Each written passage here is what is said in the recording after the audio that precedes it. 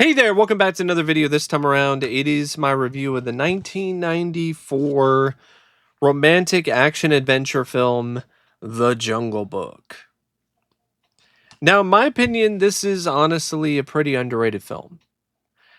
I'm not going to sit here and say that it's one of the best films of 1994, but I definitely do feel it is without a doubt the best live action Jungle Book movie, even though it isn't really that faithful of an adaptation of the source material. But despite that, if we're just talking about overall quality, this is definitely the best one to date. And a really rollicking, fun adventure movie. And it's a film that I definitely don't agree belongs in relative obscurity. Like, this is a film that you cannot stream anywhere, I don't think, unless you buy it. It's not on Disney Plus, despite the fact that it's a Disney movie. I wonder if that's because of the fact that it was an independent film until Disney decided to buy it and give it more financing. And that might be why there's issues and why it's not on Disney Plus, because it's not technically a complete Disney movie. I don't know. Whatever it is, this does not deserve to be buried like it has been. I mean, this Blu-ray is a custom made disc. This is not an official release. It's only been released on DVD officially. And it doesn't deserve that because it's a lot better than the other live action Jungle Book, for instance. And honestly, I like it more than the animated one.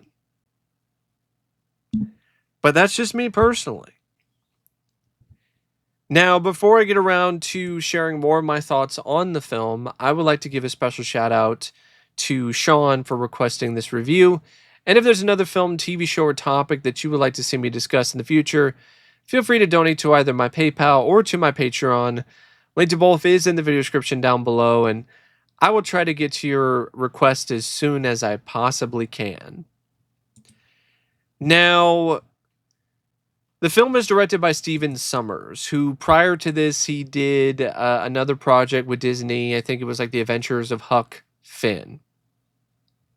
And he had also directed Catch Me If You Can. So he was still honing his skills at this point as a director.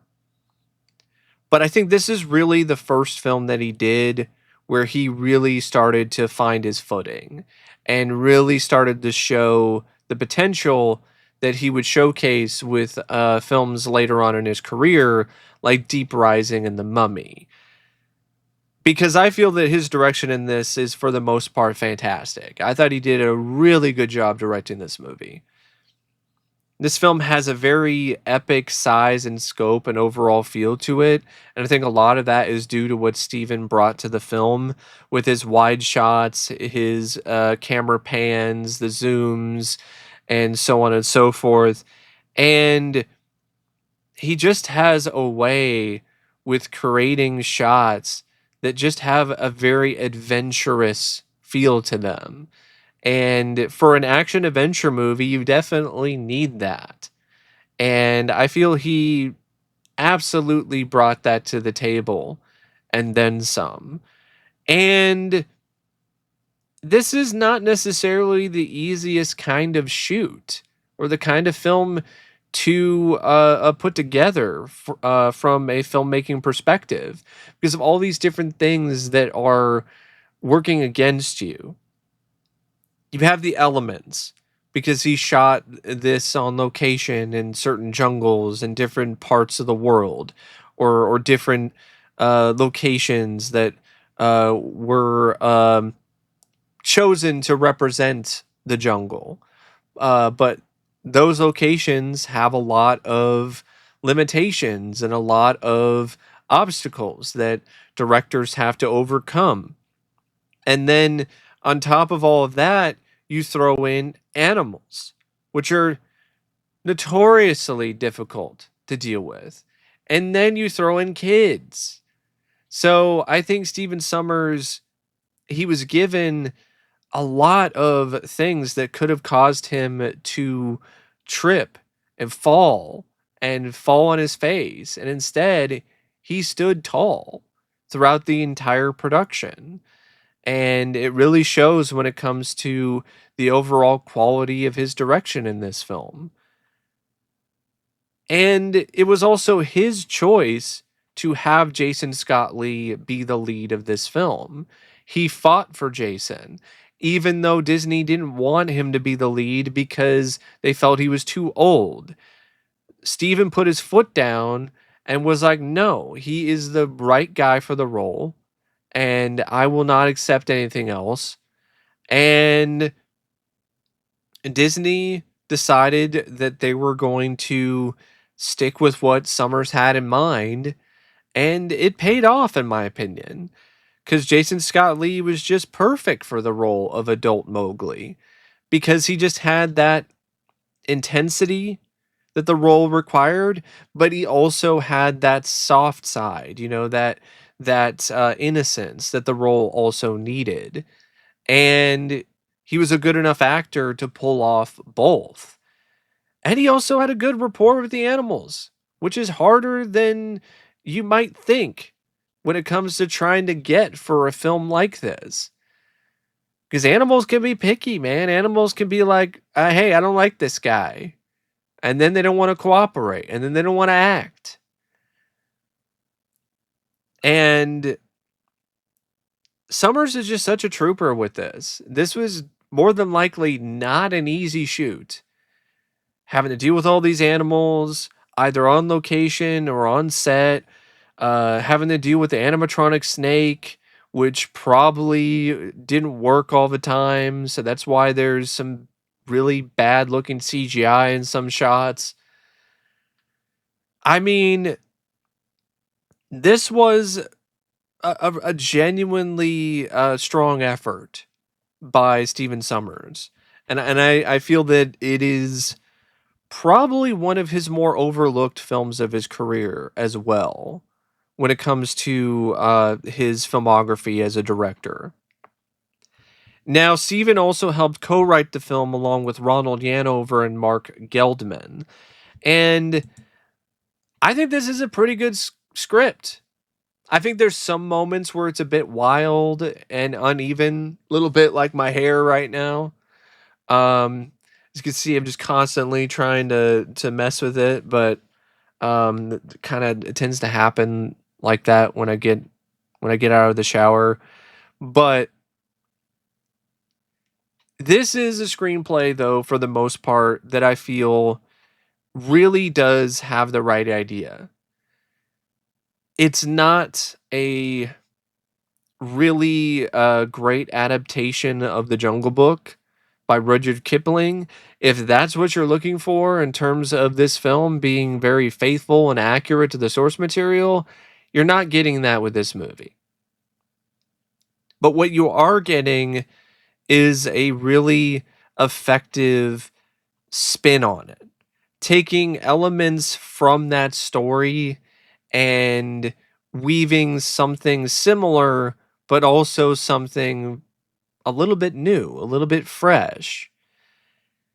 And I actually feel that that is to this script's benefit in the end.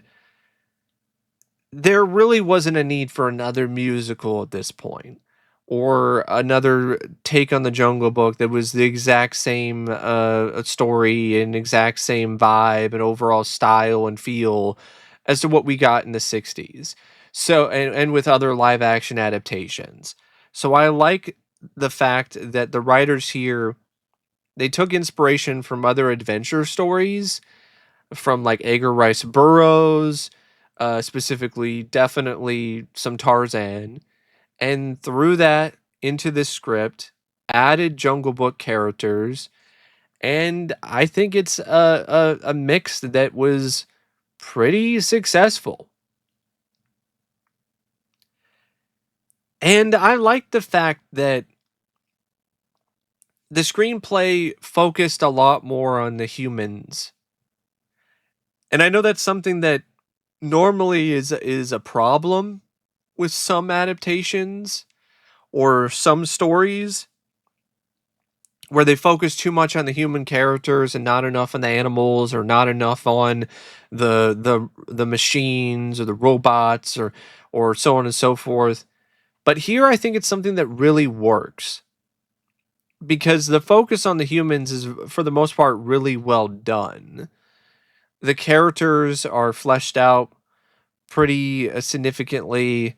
They definitely do feel like they're worthy of being the focus. And because of the inherent limitations of shooting real animals, you can't really have them do a whole lot in the plot. Can't give them dialogue. So there you have to do a lot more with the human characters, because you can't really have the animals come in and pick up any of the slack. And I like that approach because it makes it so this film is all the more mesmerizing and incredible to watch, because you're seeing all these scenes of real wolves and bears and panthers and tigers and orangutans and different kinds of monkeys and all kinds of wild animals. Like, you're actually seeing the real Jungle Book. Like, you're seeing these animals, and it's not CGI for the most part, except for maybe a couple shots of the snake, and there's some blue screen, but that's mainly for the safety of the actors. We're not going to try to do Roar 2 here. Um, but for the most part, whatever they could shoot, whatever they could get away with when it comes to having the real animals do stuff for real, they did it, and it's something that I feel is a big part of why this film works so well. But because of that, you had to beef up the human characters. You had to beef up their story.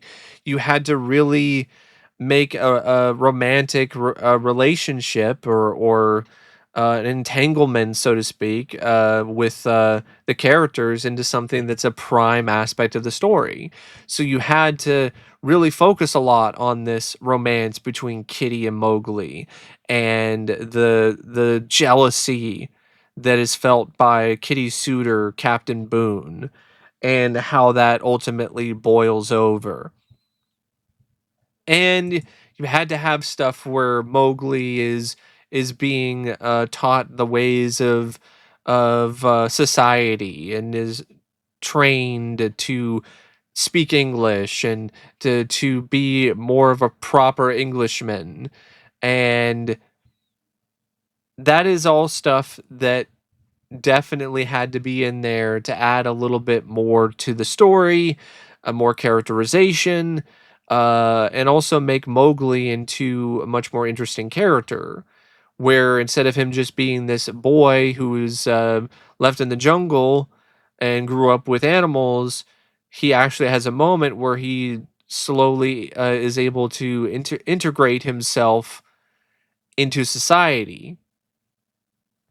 And then he realizes the horror of man firsthand, and that you have this whole struggle that is now going on within Mowgli, where he wants to be with the wolf pack, but also part of him does like being a part of the man pack, but he just doesn't really know whether or not he feels like he belongs in the man pack because of how other people are treating him, specifically Captain Boone and his goons. And I think the script does a really great job establishing how Mowgli genuinely cares for nature and for animals. And it's not something that's forced or feels like it's inauthentic. It feels very authentic and real. And so it makes it all the more tragic when he's ostracized by society, when he gets a taste of it, and when he's brought into it. And it makes it all the more sad when he goes back to be living in the jungle. And I love when this story becomes an old-fashioned action adventure movie.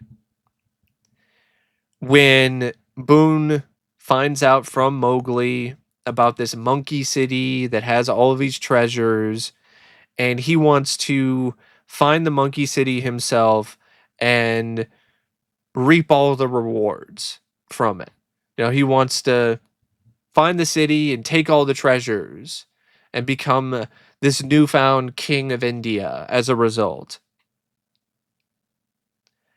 And he manipulates Mowgli and his love for Kitty in order for him to be able to find the monkey city.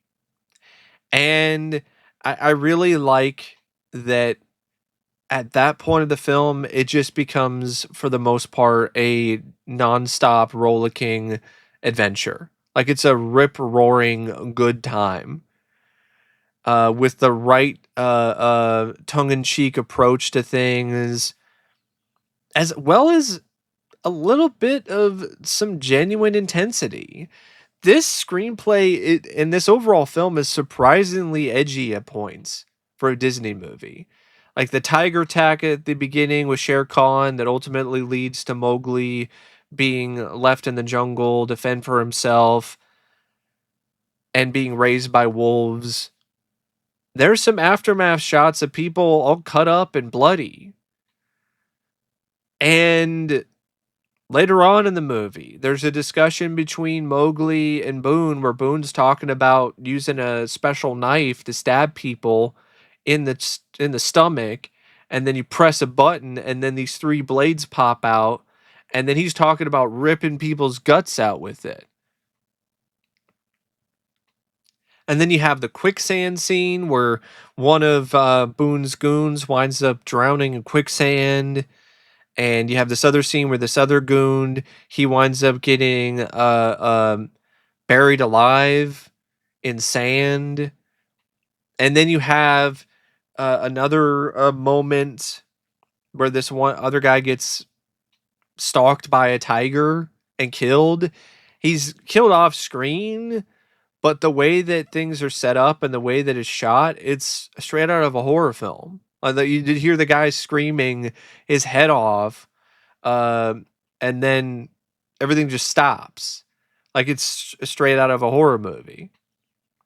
And of course, you have the stuff with the snake and how when Ka ultimately does take out Boone at the end of the movie, after Mowgli and Boone have a really fun fight with one another that has some good choreography.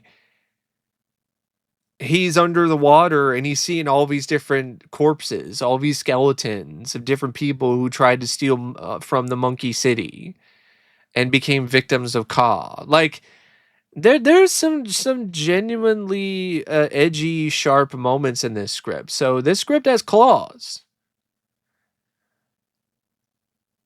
And despite that, though, it's not too serious. Like it has its moments where it takes things seriously, and that does add to the fun of it. But then because it doesn't, I think it just becomes unintentionally funny and enjoyable at points, even though when I think it's supposed to be played straight. But I think it also is in on the joke at points. It's in on the fact that this is kind of an absurd and ridiculous movie. And I liked that. And I liked how the animals were incorporated for the most part. I really felt for Baloo and for Mowgli when Baloo got shot. I mean, that the script did a great job uh getting me motivated, so to speak, in this plot and what's going to happen next, cuz I wanted Mowgli to wring Boone's neck off his head for shooting Baloo. You don't shoot Baloo. So, and I like that Baloo still was fine by the end. So like it knew the kind of movie that it was. It wasn't going to go super dark, but it was going to have a bit of an edge. And I would have liked even more of the adventure stuff, to be honest, because one of the few issues I do have with this script is that there are some moments where it just kind of loses your interest. It's not as entertaining or as enjoyable when it's more of a traditional romance, or when it's trying to do the whole let's be like Tarzan and have him be taught how to read and have shenanigans with the doctor played by John Cleese when he tries to give him a bath, stuff like that. But for the most part, though, I think it's a really good script. There's a few moments where it runs into a couple pitfalls, but other than that, it tends to swing over obstacles pretty well and turns into a genuinely well done and well put together script that takes elements of the Jungle Book that people love and people like, with all the animals and with Mowgli and the jungle itself, and then creates something uh, different with all of that. I mean, even Shere Khan is handled in a different way that I really liked. I liked that Shere Khan wasn't just a stereotypical villain. Shere Khan was more like the balance of nature in a realized form. And I liked the moment where Mowgli stands his ground against Shere Khan and Shere Khan respects him.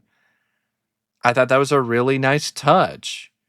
So there's a lot about this that I really liked and I really enjoyed, and a good part of it and a good chunk of why I enjoyed it so much really comes down to the script and the overall quality of it. Now, the cast is also really good. I mean, the cast is a massive reason why this film is as successful as it ultimately is. The wrong cast, this could be terrible. But you got the right cast here. You got Jason Scott Lee as Mowgli, who honestly is just really great in this role. He has a good rapport with animals. He is able to showcase all of the different emotions that are necessary with Mowgli without even saying any dialogue. He's able to show the different nuances of the character throughout the movie when he's the savage who's living in the jungle but has memories of Kitty and wants to be with her but doesn't know social graces, doesn't know how to go about it the right way,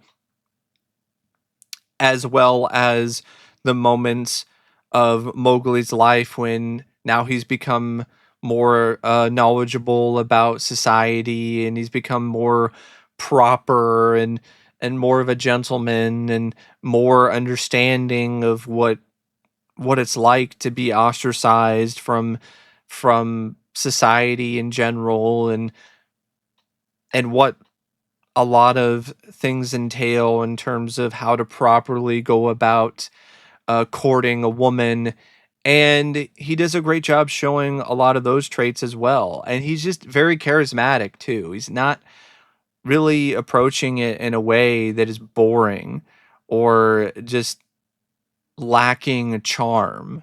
And I think that's a big part of why this is, in my opinion, without a doubt, one of his best performances. And he showed that he could genuinely carry the film and be a good lead. Something he didn't really get a ton of opportunities to do other than dragging the Bruce Lee story. Cary Elwes, he is excellent as always as the prick Captain Boone. Like he is such a good villain. He just exemplifies everything that I love about a villain that you love to hate. The guy is a scumbag, but he he portrays this character in such a fun way that you love every scene that he's in. And Lena Headey was also good as Kitty, even though she didn't have a ton to do. It was kind of a very one note sort of character, but she did the best that she could possibly do with what she had to work with. And Sam Neill was decent as well as Colonel Bryden. John Cleese was fun as Dr. Julius Plumford. Jason Fleming, in I think his acting debut as John Wilkins, did some good work. So did Stefan Kalipa as Boldeo, Ron Donachi as Sergeant Harley, and the trained animals. All of them did some good work as well. The the snake, Ka, the animatronics were fine, but the CGI was ass. But that's that's honestly to kind of to be expected at this point. It's like 1994. CGI really wasn't anywhere near where it is now, but it's still bad. It's still awful. But all the other animals, I think, did some good performances for what they were asked to do. I mean, they're animals. They're not real actors. I mean, they're not gonna say lines. So I mean, for what they were asked to do, they did fine. And I feel the film featured some really beautiful, gorgeous cinematography by Juan Ruiz Anchia. Like it's a amazing work of art at points. There are just some really gorgeous shots in this of the jungle and of the animals and of the Indian locations. You know the settings throughout India. Even the sets, like the Monkey City set, it looks absolutely magnificent. And I think the editing is great by Bob Duxey. I think he did a really phenomenal job editing this. And the music by Basil Polidorus is phenomenal. Like this is some really great composition overall. Like this is a really good score. And Basil's one of my favorite composers. And it was really cool to see him work his magic with a old school action adventure movie. And it showed that he could have done every bit of a good job as Jerry Goldsmith or John Williams with any of these other kinds of films, because this is a really fun score that just exemplified and really represented the spirit of adventure and the wild unbridled nature of Mowgli and the different animals in the jungle, and it was just a really good score. There's also a good song by Kenny Loggins. I think it was called Between Two Worlds, and it played during the end credits of the international version, but it was never used in the US version. But it's a good song. It's a good romantic ballad by Kenny. So if if you're a Kenny Loggins fan, definitely seek that one out. Um, yeah, it's got a good score, and definitely has a budget behind it. Even $30 million doesn't seem like a massive amount of money, but everybody involved with this, they got every bit of production value they could out of that budget, and it makes the film look like it's a bigger budgeted film at points. Pacing wise, for the most part, I think it's pretty well paced, but it has some moments, especially in the middle, where it kind of sags a little bit. But for the most part, this is a really satisfying, fun adventure. Like it's a great film in my opinion. Like not the greatest movie ever made, but I still think it's a great film though for what it is. And the more I think about it, the more I like it even more. So it's like one of those films where, yeah, maybe I wouldn't put it on like the greatest films of 1994, but if I were gonna put together a list of like my favorite films of that year, this would probably wind up somewhere on that list. But anyway, thanks for watching my review of The Jungle Book. And as always, thanks for watching, and I'll see you later. See ya.